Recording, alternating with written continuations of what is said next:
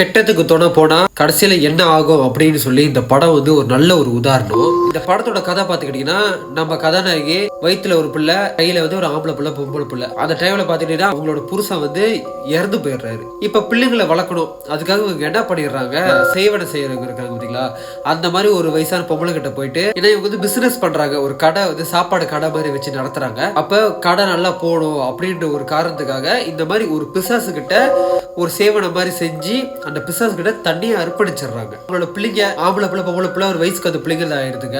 வயிற்றுல இருக்க பையன் ஒரு 7-8 வயசு பையன் ஆயிரும். இவங்க வந்து பிள்ளைங்களை வளர்க்கறதுக்காக பிசினஸ் வளர்க்கறதுக்காக வந்து அவங்க வந்து இந்த விஷயம் செஞ்சிருந்தாலும், ஆனா அவங்க செஞ்சது ஒரு கெட்ட விஷயம்.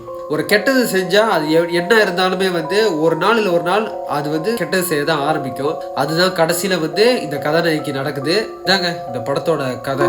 படம் பயங்கரமாவும் இருந்துச்சு, படத்தோட கதை அருமையாவும் இருந்துச்சு. இந்த படத்தோட பேர் பாருங்க, இந்த போஸ்டர்லயே இருக்கு. அந்த பேரை வச்சு மூவி பாக்ஸ்ன்ற ஒரு வெப்சைட் இருக்கு, அந்த இடத்துல இந்த பேரை வச்சு தட்டுங்க, இந்த படம் வரும். இந்த படம் வந்து ஒரு இந்தோனேஷியன் ஹாரர் மூவி, தமிழ் டப்பிங்ல கிடையாது, இந்தோனேஷியா மொழி மட்டும் தான் இருக்கு. அந்த சப்டைட்டில் இங்கிலீஷ்ல இருக்குது. கண்டிப்பா இந்த படத்தை பாருங்க. நான் உங்களுக்கு கிரேசி.